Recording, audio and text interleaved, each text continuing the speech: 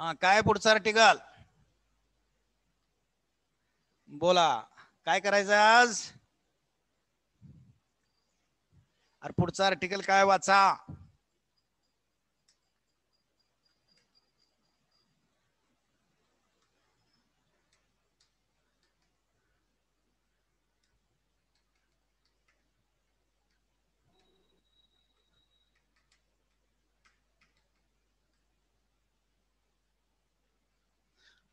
काय रे article? Static and dynamic resistance of diode. बरोबर. मग सांगा मला परत एकदा आता, what is mean by resistance?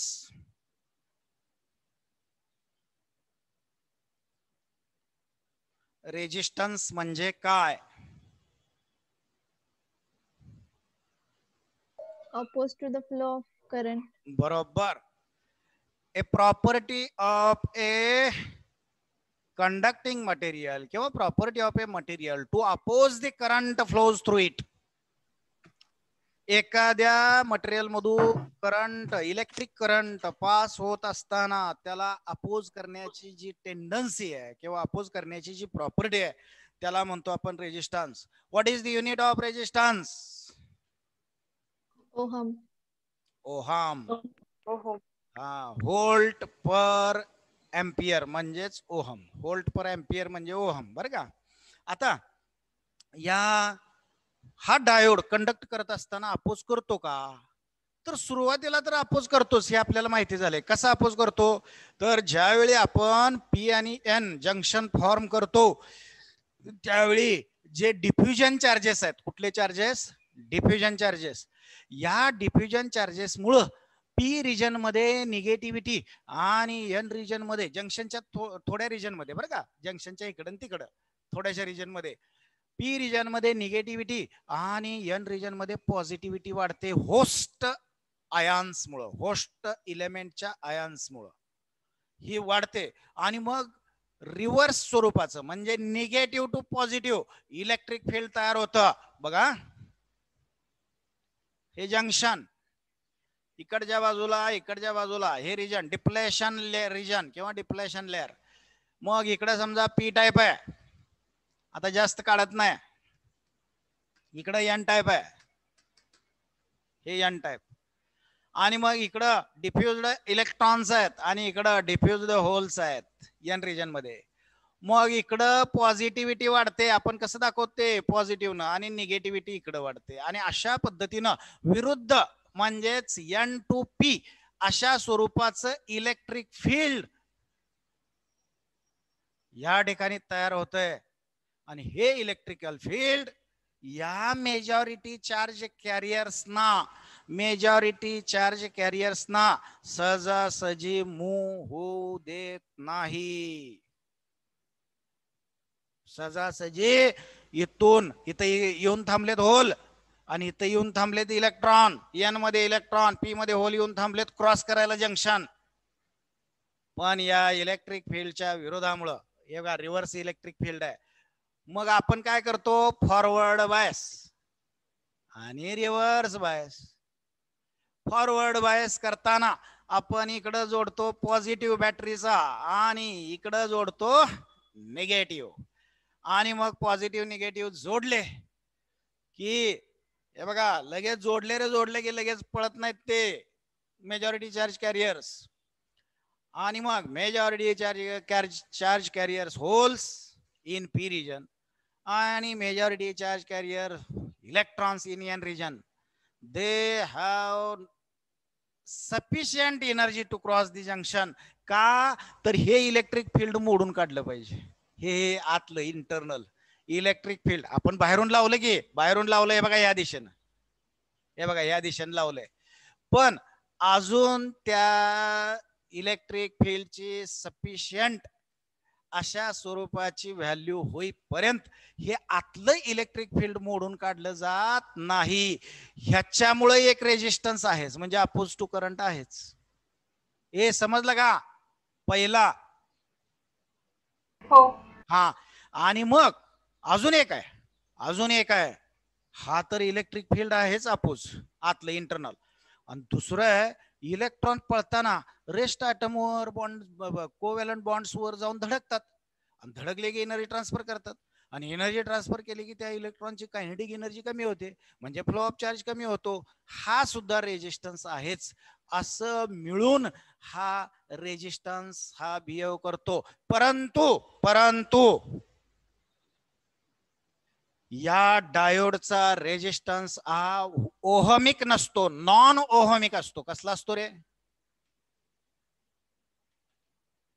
Non ohmic. हा करंट इलेक्ट्रिसिटी मध्ये आपण बघितलंय नॉन ओहमिक स्वरूपाचा रेजिस्टन्स असतो. आता नॉन ओहमिक कधी कधी म्हणायचं बघा, ओहमिक कधी म्हणायचं जर आपण एखाद्या डिव्हाइसच्या दोन्ही टोकामध्ये व्ही एवढा पोटेन्शियल लावलं आणि आय एवढा करंट त्यातून पास झाला.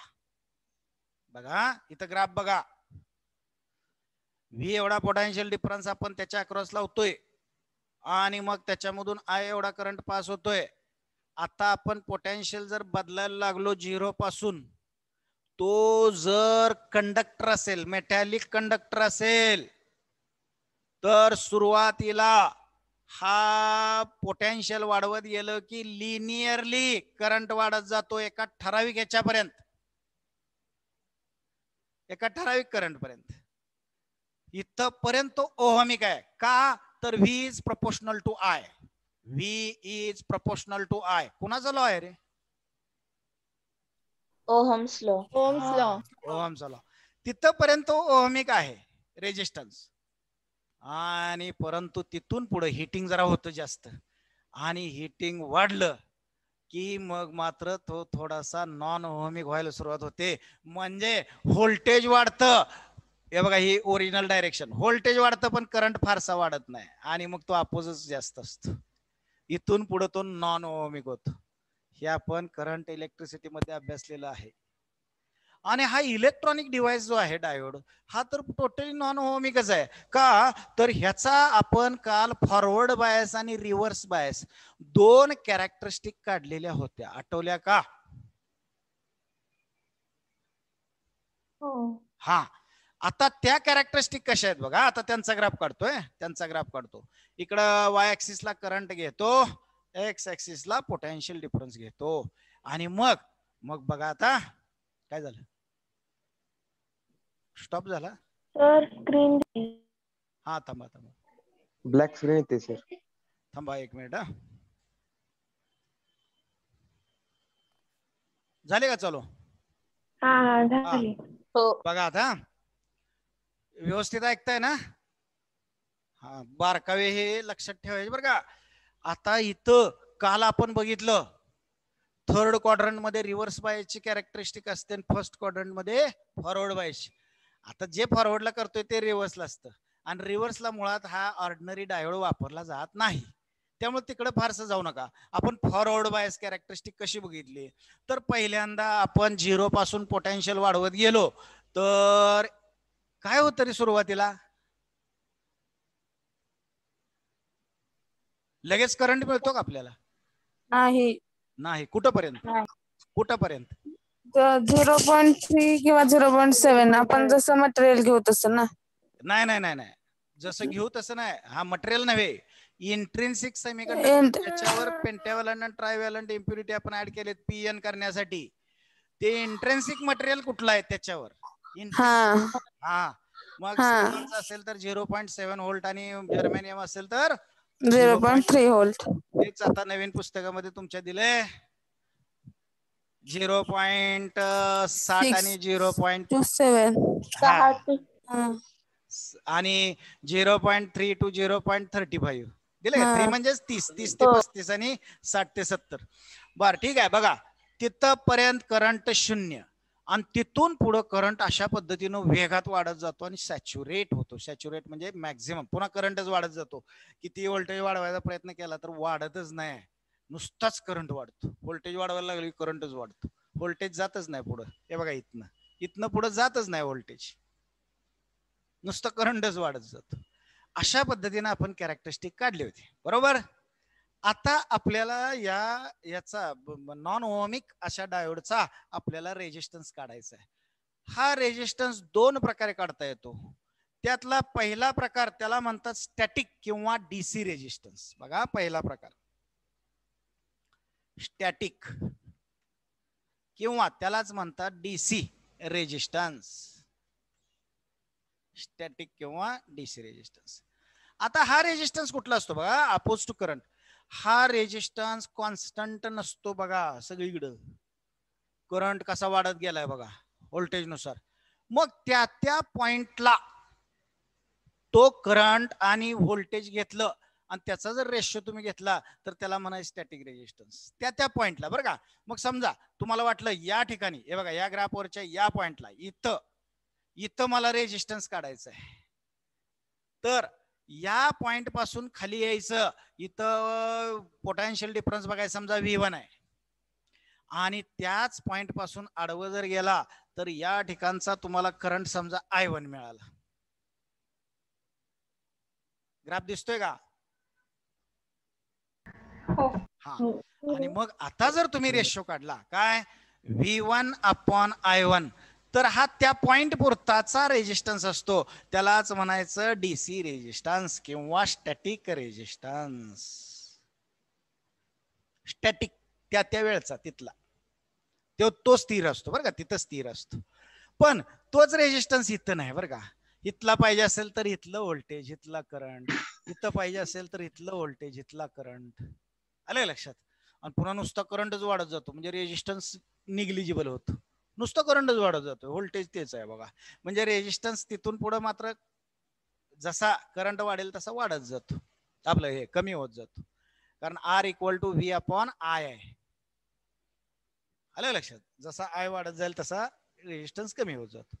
So static resistance behave by the electronic device PN junction diode is the resistance at a particular operating state. Particular operating state. त्या ठिकाणी तो ऑपरेट आता ऑन स्टेट मध्ये पण त्यावेळचा रेजिस्टन्स हाच डीसी रेजिस्टन्स. त्या पर्टिक्युलर स्टेटला असणारा रेजिस्टन्स म्हणजे डीसी रेजिस्टन्स. मोजायचं कशात? ओहम मध्येच मोजायचं. मोजायला काय वेगळ्या युनिटची गरज नाही. आता डायनॅमिक रेजिस्टन्स कसा काढायचा बघा. दोन त्याला म्हणतात डायनॅमिक किंवा त्यालाच म्हणतात AC resistance. AC resistance, dynamic resistance. आणि शक्यतो हाच रेजिस्टन्स पुढे कॅल्क्युलेशन साठी वापरायचा आहे बरं का. पुढं म्हणजे पुढच्या वर्षी आपल्याला कॅल्क्युलेशन करायचे आहेत. या वर्षी नाहीत तुम्हाला कॅल्क्युलेशन, पण पुढच्या वर्षी मात्र कॅल्क्युलेशन आहेत. ऍम्प्लिफायर वगैरे तयार करून त्यांचे असणारे व्होल्टेज गेन, करंट गेन, त्याचबरोबर पॉवर गेन हे कॅल्क्युलेट करायचं आपल्याला. आणि त्यासाठी हाच रेजिस्टन्स वापरला जातो बरं का, डायनॅमिक रेजिस्टन्स. आता डायनॅमिक कसा काढायचा बघा.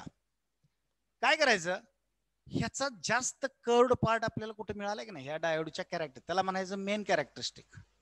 जिथं नी मिळालाय, नी गुडगा, काल सांगितलं तुम्हाला, ज्या ठिकाणी नी मिळालाय तो पोर्शन अतिशय महत्वाचा, तो characteristic part of that diode.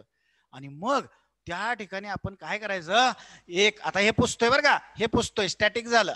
Static काय, कुठल्याही पॉइंट घ्या ग्राफवरचा आणि त्या ठिकाणी रेजिस्टन्स काढा. हा हे झाला. आता बघा डायनॅमिक कसा काढायचा. तर त्या पार्टला अशा पद्धतीनं कर्व्ड पार्टला जिथं जास्त चेंज झाला अशा ठिकाणी टँजंट काढायचे. टँजंट काय काढायचे, काय काढायचे, स्पर्शिका. स्पर्शिका काढायची. आणि ह्याचे दोन काम आहेत बघा. ह्या टँजंट आपल्याला दोन इन्फॉर्मेशन देते. कुठल्या कुठल्या बघा.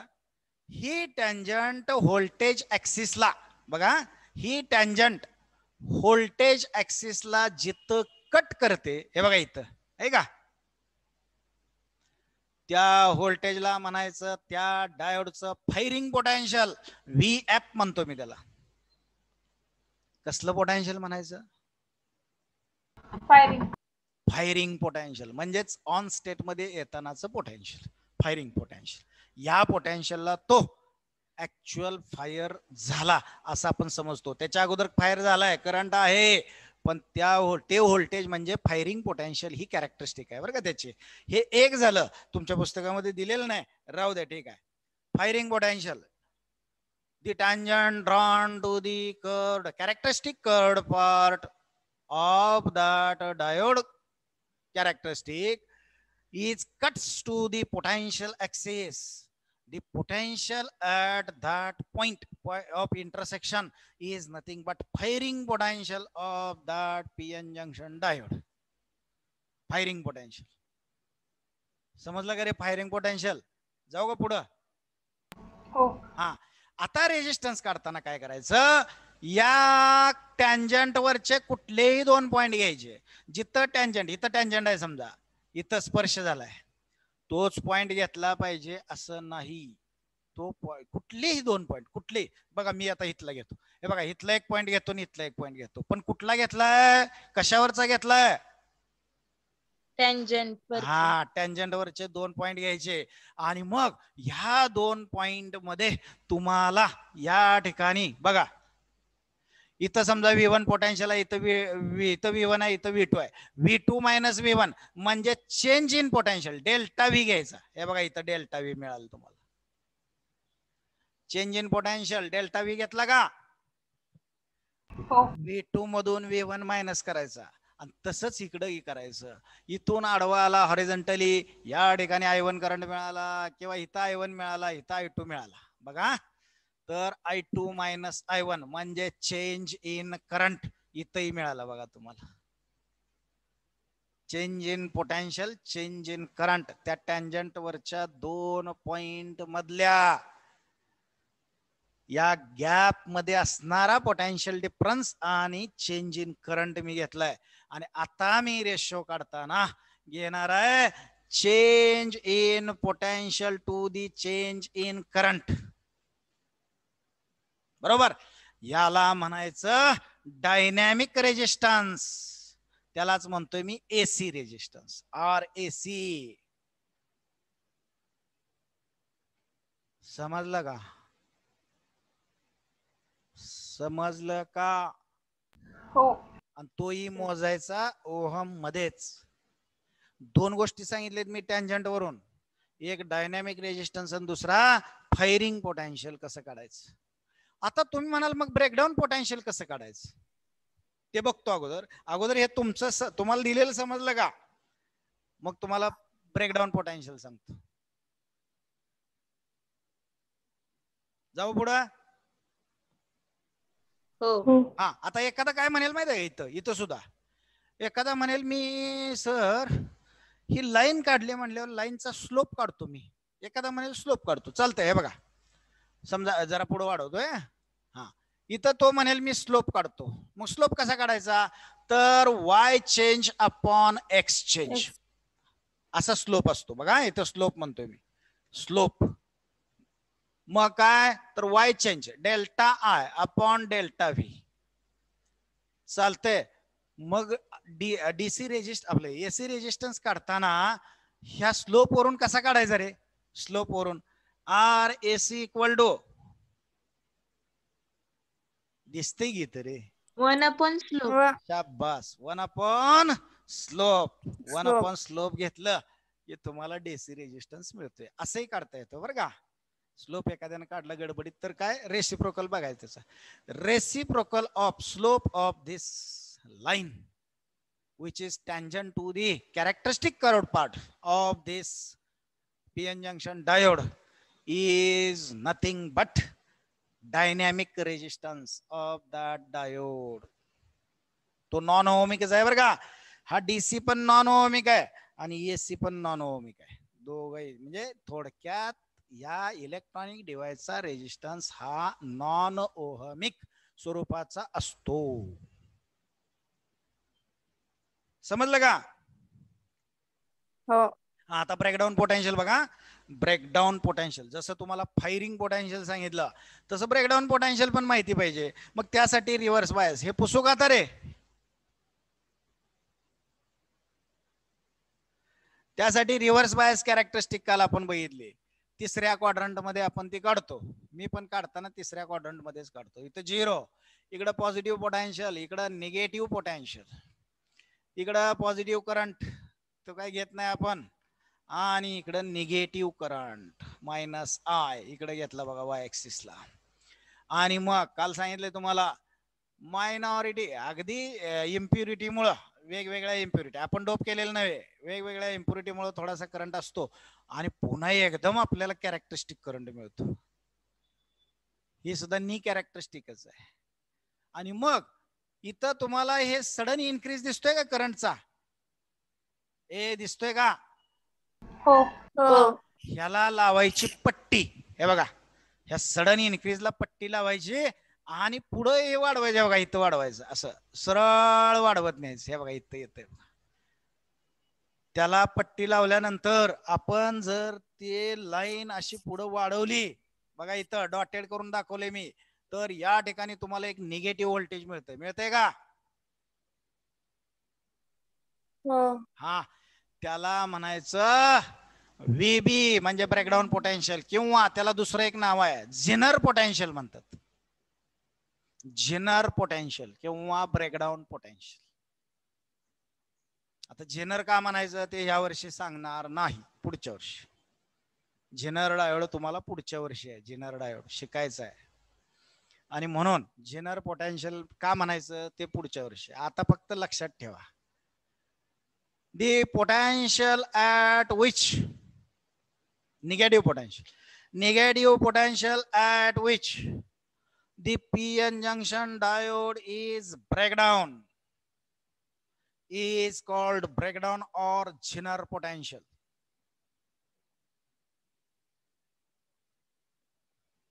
समजले का? हो. हा कसं काढायचं ते पण लक्षात आलं. ठीक आहे. आता इथं आपला टॉपिक नाही अजून पुढे आहे की रे थर्मिस्टर पुढचा आहे का तुम्हाला? सेमीकंडक्टर डिव्हाइसेस ऍडव्हांटेजेस डिसएडव्हांटेजेस आहेत ते का? कॅन्सल आहे. कॅन्सल आहे ना? हा. ओके नक्की का? बर थर्मिस्टर थर्मिस्टर आहे का? हो. बर आता हे कॅन्सल केलं तरी पुढच्या वर्षी शिकायचंच आहे बरं का. पुढच्या वर्षी हे सोलार सेल फोटो रेजिस्टर तयार करायचे आहेत. बायपोलर जंक्शन ट्रान्झिस्टर तयार करायचा आहे अभ्यासायचा आहे. फोटो डायोड तयार करताय एलईडी तयार करताय. सॉलिड स्टेट लेसर मात्र नाही बरं का. आणि इंटिग्रेटेड सर्किट ते मात्र त्यावेळेस सांगेन तुम्हाला लेसर काय असतं आणि कसा तयार होतो ते. ठीक आहे थर्मिस्टर आहे म्हणताय? हो. हा थर्मिस्टर आहे. बर ठीक आहे थर्मिस्टर तेवढा घेऊया.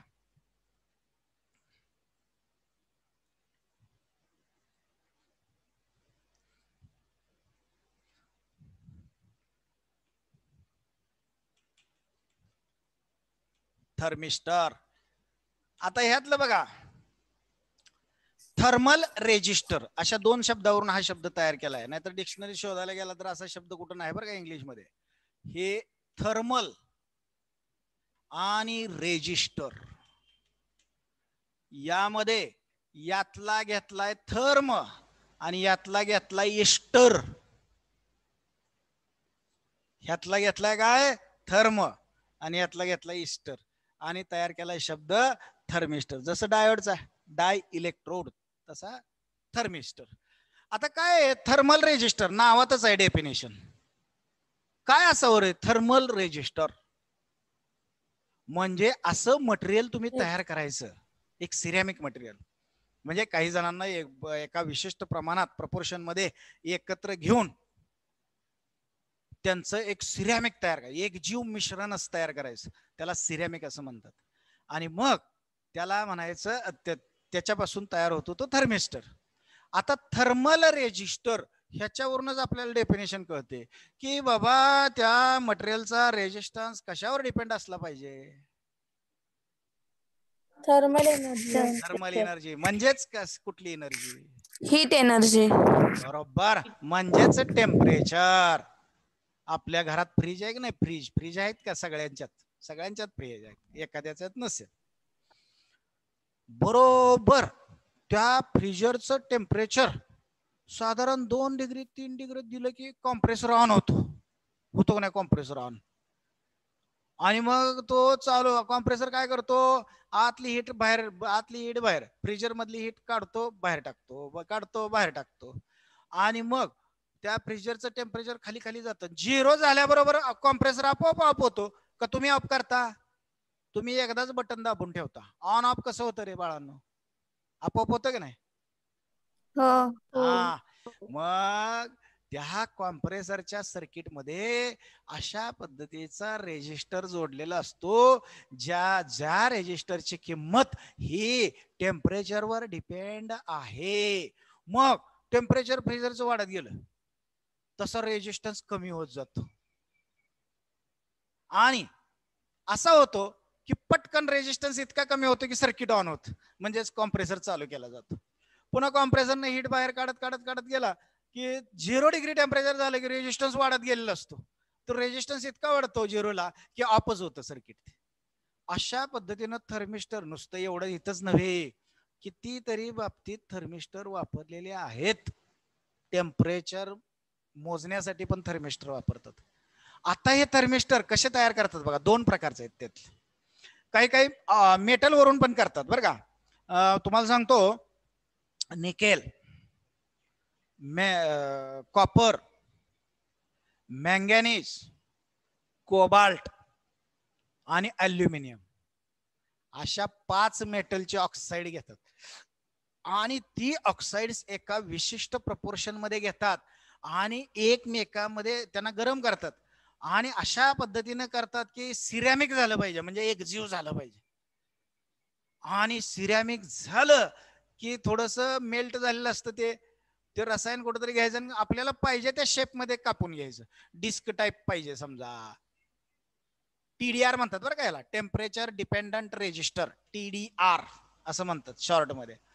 मग आपल्याला डिस्क टाईप पाहिजे, डिस्क टाईप कापा, हेअर टाईप पाहिजे, हेअर टाईप कापा. अशा पद्धतीने जिथं तुम्हाला रिक्वायरमेंट आहे त्या शेप मध्ये ते कापतात. हे झालं एक प्रकार बरं का, मेटल वरून. अशाच पद्धतीनं तुम्हाला सेमी कंडक्टर मटेरियलची सुद्धा ऑक्साइड्स एका विशिष्ट प्रपोर्शन मध्ये एकत्र घ्यायची आणि त्याला हीट द्यायची. हिटिंग दिल्यानंतर त्यांचं एकजीव असं मिश्रण तयार होतं, त्याला सिरॅमिक म्हणायचं. आणि मग ते सिरॅमिक तुम्हाला पाहिजे त्या शेप मध्ये कापायचं. झाला बघा TDR. TDR म्हणजेच temperature dependent resistor is called thermistor किंवा थर्मल डिपेंडंट रेजिस्टर म्हणजेच TDR. अशा पद्धतीनं हा थर्मिस्टर तयार करतात. आता यात 2 प्रकार आहेत. काय काय थर्मिस्टर असे असतात बघा, ग्राफिकली सांगतो तुम्हाला. काय काय थर्मिस्टर असे असतात की ज्यांचा रेजिस्टन्स हा टेम्परेचर नुसार, एक्स ऍक्सिसला मी टेम्परेचर घेतलंय केल्विन मधलं ऍब्सोल्यूट टेम्परेचर आणि वाय ऍक्सिसला रेजिस्टन्स घेतलाय. काही थर्मिस्टर असे असतात की ज्यांचा रेजिस्टन्स हा टेम्परेचर वाढेल तसा कमी होत जातो. या पद्धतीने त्याला म्हणतात NTC टाईप थर्मिस्टर. NTC म्हणजे negative temperature coefficient. Negative temperature coefficient असणारे रेजिस्टर्स किंवा थर्मिस्टर्स त्यांना म्हणायचं NTC type thermistor. Negative temperature coefficient म्हणजे resistance decreases with increase in temperature. समजलं का रे? हो sir. What is mean by NTC type? Resistance decreases with increase in temperature, त्याला म्हणायचं NTC type thermistor.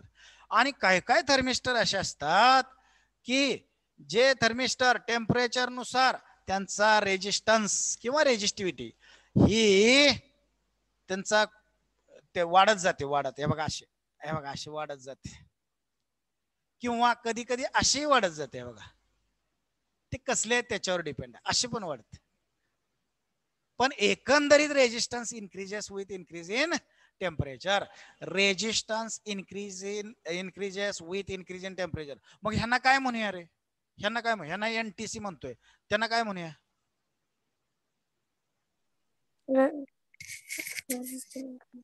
Negative temperature coefficient. मग ह्यांना काय म्हणूया?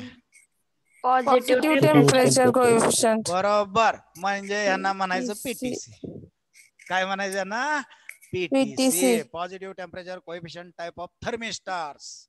अशा पद्धतीने हे थर्मिस्टर. आणि मग जिथं ज्या पद्धतीनं तुम्हाला त्याची गरज आहे अशा पद्धतीच्या थर्मिस्टरचा सिलेक्शन करून तुम्हाला तिथं पाहिजे त्या शेप मध्ये तयार करून तिथं वापरता येतात. आणि मग कशासाठी वापरतात?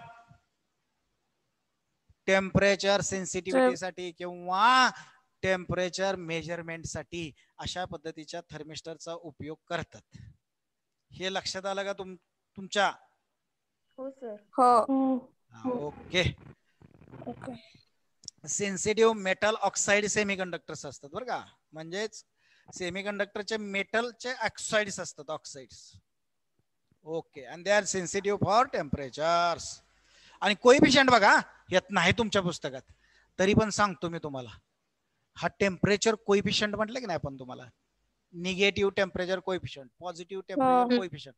हा कोएफिशियंट काय असतो बघा, एक उदाहरण म्हणून आपलं लक्षात ठेवा. कुठेतरी फॉर्म्युला शेवटचा तेवढा लक्षात ठेवा. असेल पुढच्या वर्षी का नाही नाही पण यांनी द्यायला पाहिजे होता तो. ठीक आहे, काय करायचं सांगतो तुम्हाला.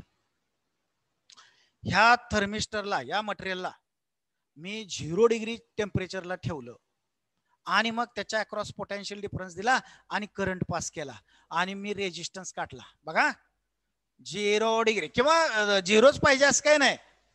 एखाद्या टेम्परेचरला ठेवला, कुठला T1 या टेम्परेचरला ठेवला, T1. त्यावेळेचा रेजिस्टन्स मला R1 एवढा सापडला. त्यानंतर मी टेम्परेचर वाढवलं, T2 एवढं केलं. त्यावेळी पण ओहम्स लॉचं सर्किट जोडून पोटेन्शियल डिफरन्स दिला, करंट किती आहे मोजला एमीटरनं आणि मग V/I म्हणजे रेजिस्टन्स काढला. तो R2 एवढा भेटला, R2 एवढा. आता या रेजिस्टन्स मध्ये होणारा जो बदल आहे का नाही, म्हणजे R2 minus R1, R2 minus R1, हा पॉझिटिव्ह पास असू शकतो, निगेटिव्ह पण. हे काय NTC PTC. आता हा R2 मायनस R1 जर बघितला तर तो दोन गोष्टीवर डिपेंड असतो. म्हणजे प्रपोर्शनल कोणाकोणाला, तर त्याचा मूळचा रेजिस्टन्स किती आहे हा R1 त्याच्यावर पण डिपेंड आहे. मूळचा म्हणजे अगोदरच्या टेम्परेचरला बाबा किती होता रेजिस्टन्स, तो पहिलाच ज्यादा असेल तर चेंज पण ज्यादा मिळतो. हे प्रॅक्टिकली ऑब्झर्व केलंय बरं का. पहिलाच कमी असेल तर चेंज पण कमीच मिळतो. म्हणजे पहिला ओरिजिनल रेजिस्टन्स किती आहे अगोदरच्या टेम्परेचरला त्याच्यावर पण डिपेंड असतो. आणि दुसरी महत्वाची गोष्ट, तुम्ही टेम्परेचर मध्ये किती बदल करताय त्याच्यावर पण डिपेंड असतो. बघा R2 minus R1 is also directly proportional to change in temperature T2 minus T1. किती डिग्री सेल्सिअस ने तुम्ही चेंज केलाय त्याच्यावर पण हा चेंज इन रेजिस्टन्स डिपेंड असतो. आणि मग एकत्रित लिहितो, आता एकातच लिहितो, कशाला दोन दोन, मग एकातच लिहितो. It is depend upon the original resistance आणि it is depend upon change in temperature. बघा, आणि मग ह्यातला प्रोपोर्शनॅलिटी कॉन्स्टंट घेतो अल्फा. बघा R2 minus R1 equal to, या प्रोपोर्शनलचं इक्वल टू केलं करताना मी प्रोपोर्शनॅलिटी कॉन्स्टंट अल्फा घेतलाय. हा प्रोपोर्शनल आहे बरं का, मुद्दाम मी असं काढलंय आणि अल्फा, नाहीतर पोरांना वाटतं हेच सरांनी असं लिहिलंय वाटतं स्टाईल बदलून. तसं नाही, हे प्रोपोर्शनल टू आहे, त्या प्रोपोर्शनलचं झालं इक्वल आणि हा अल्फा मी प्रोपोर्शनॅलिटी कॉन्स्टंट म्हणून घेतलाय इनटू हे पुढचं आहेच R1 into bracket T2 minus T1. आणि या अल्फालाच म्हणायचं temperature coefficient of resistance of that material. काय म्हणायचं? Temperature coefficient of resistance of material. त्या मटेरियलचा टेम्परेचरच्या आपले टेम्परेचरवर डिपेंड असणाऱ्या रेजिस्टन्सचा कोएफिशियंट. आलं लक्षात? मग अल्फाची डेफिनेशन बघा, हे बघा इथं, बघा इथं अगोदर mathematical. Alpha equal to R2 minus R1 upon R1 into T2 minus T1. हे बघा अल्फाची डेफिनेशन काय बघा, the change in resistance of the material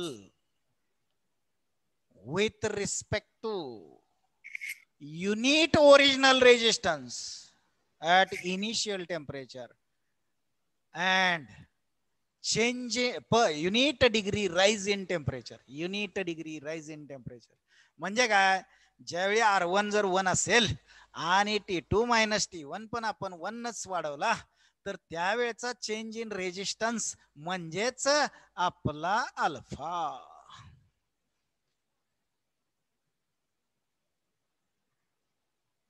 हे समजला का coefficient?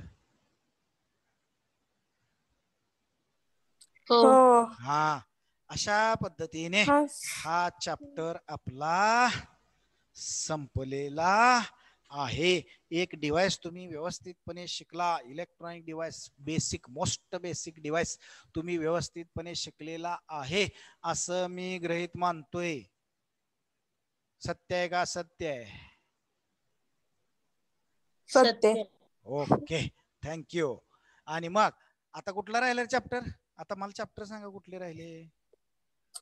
Thermal property. Thermal properties. ए पोरांनो, तुम्हाला एक सूचना बरं का. काही जण म्हणतात आता कुठं 11वीची परीक्षा आहे, मला काय करायचं आता, मी तासाला बसणार नाही. अरे बाळांनो, तुम्ही इतर विद्यार्थ्यांच्या पेक्षा तेवढ्या नॉलेजनं कमी राहिला शेवटपर्यंत. त्या वर्गात तुम्हाला तेवढं नॉलेज मिळायला पाहिजे होतं, तेवढ्यानं कमी राहिला का नाही? हो. म्हणजे हो. तुम्ही स्वतःला लंगड करून घेतलं, म्हणजे पाय असताना कुबड्या घेऊन चालायला लागला. त्यामुळं तास अजिबात बुडवू नका. बुडवणाऱ्यांना सूचना, knowledge must be essential when you goes to higher education. Higher एज्युकेशनला जाल त्यावेळी नॉलेज पाहिजेच, नाहीतर तिथं पुन्हा अडचण येते. मग ह्याला विचार रे, त्याला विचार रे. मला एका विद्यार्थ्याने सांगितलं, सर त्या इलेक्ट्रॉनिक सर्किटचं वर्किंग कसं होतं सांग म्हणून आमच्याकडे पोर आली होती. कसं एवढं वर्किंग कसं होतं सांग एवढं, कारण पहिल्यापासून हे असं बाहेर हेच दुर्लक्षच करायचं. तर बरं, चॅप्टर कुठला राहिलाय सांगा मला. Thermal properties of matter. हा, आणि electromagnetic waves and communication system. ते कम्युनिकेशन सरांनी चालू केलंय ना? नाही, मॅग्नेटिझम चालू केलता. तो पण निम्माच झाला. निम्माच झालाय. हा. बर, मग मी आता असं करतो बरं का, हा तेवढं थर्मलचं घेऊन टाकूया का? चालेल. थर्मल प्रॉपर्टीज कितवा चॅप्टर? 7वा. 7वा.